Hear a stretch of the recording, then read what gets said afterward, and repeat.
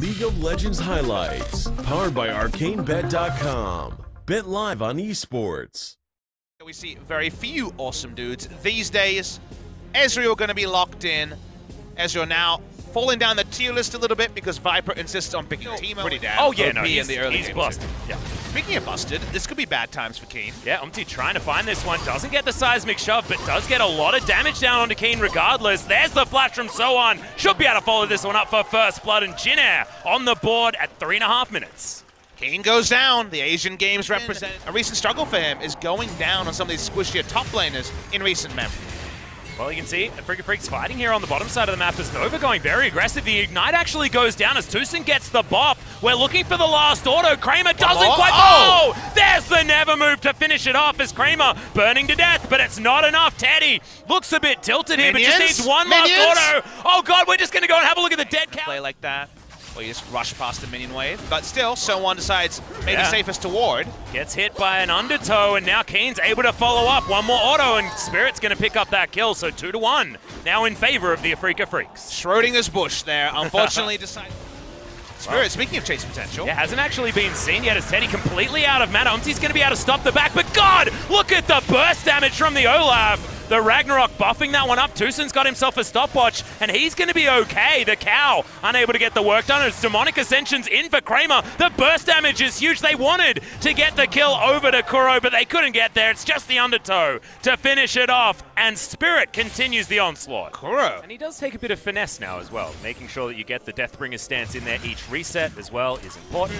He does find himself the Infernal Chains. It's a good boot back coming in from Umti. He just gets flashed on for all of the damage. Keen's able to pick that one up. Cool guys don't look at explosions as good God. Yes, he does. A lot of damage. Kuro just... Well, there's a Mega Knight waiting in the brush. He's not going to be like that for too much longer. Jumps forward. There's the ultimate to come down. Slicing Maelstrom from Keen to try and get enough to keep himself alive here. Blade of the Ruin King is good as he has to flash to get out of the way to Zumti, but they do manage to lock down that kill in the 2v1. Afreeca Freecs immediately capitalizing by grabbing the first Drake of the game on the bottom side. Not quite able to get the 1-for-1, but Keen tries because of the ability to go the Dark Seal, the Corrupting Potion, the Biscuiteer as Teddy. Special delivery!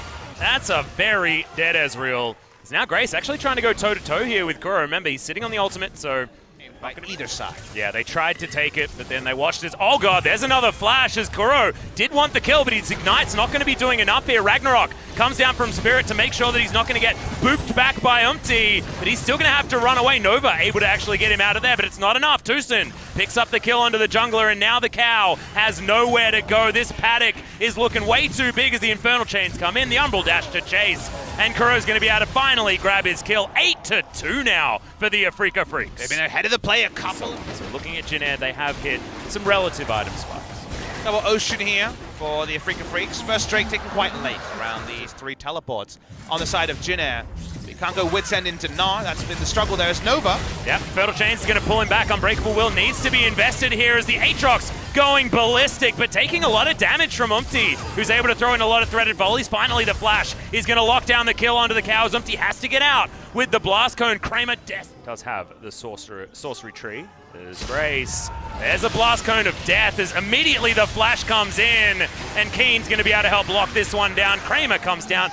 I don't know whether the ult was entirely necessary, but that's a very dead rise. He just wanted to throw his hands up in the air and celebrate Atlas. Not dying recently, Atlas. They're not. It has certainly been a lot of tilting time. Here is Tucson, wants to find Grace. We'll get him with the body slam as Spirit is going to find the undertow there as well. Another party cast, but I have a feeling Grace is still in trouble. The flash body slam onto both members as Infernal Chains is going to be followed up on. Kuro's grabs that one, and now Teddy needs to be missed by all of these buttons that Kuro has. Umbral Dash gets himself over the wall there as well. As Afreeca Freecs, they do manage to grab the 1 kill, but Teddy's still... It's going to be a free Infernal. Turns out Rageblade Blade the Ruin King will do this one very quickly. Another objective. Freecs, it is not necessarily what this comp is good at, but Jinair, they have so much flexibility. Trishot Barrage is going to check the pit as Jinair are in a great position to try and grab it, but nope. The party cast like they should just take down this inhibitor as the first one off the rank. Baron buff still available. A lot of threat just from melee champions, and also if you draw an extra member bot, they got 4 turrets before the Baron went down. Might have even been 5, and yet still found a 4,000 gold plus Baron power. Yeah, the old 4,400 ain't bad. Freaky just stole away a Baron was the fact that the flexibility of Gnar Rise is so incredibly good. As once again, I can't talk about it. As Anara into the wall, he's going to come down on top of Kramer, gets booped back as well. True Shot Barrage comes in, but he's just so tanky. Realm Warp comes over the top. Demon Flare is a fair bit of damage, and he did press all of his buttons as now Keen throws in the ult. He thinks that he's AP Cannon, and it seems to be working out as well. It's a double kill already. Make that a triple. Nova's going to go down. Quadra kill is denied by Spirit, and Umti's running away from the Cannon who just wants to take down the base.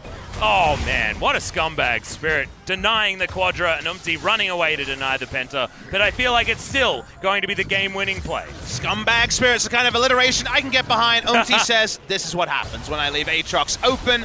King gonna end the game around that Nexus. Afreeca Freecs, it took about 36.5, but they finally done. 2 days in a row where Kennen has looked incredibly strong in late-game team fights, but Keen does it with an on-hit Kennen instead. Smeb looking on saying, that's not how you're supposed to do that. That's not how that play is supposed to work. It's supposed to be the ultimate doing the damage, but nope, it was his autos, and they are also going to take down the Nexus. So Afreeca Freecs setting themselves up for their playoffs berth by taking game 1. They bring back Kramer, they bring back the awesome dudes, and yet everything falls into place for the team of Afreeca.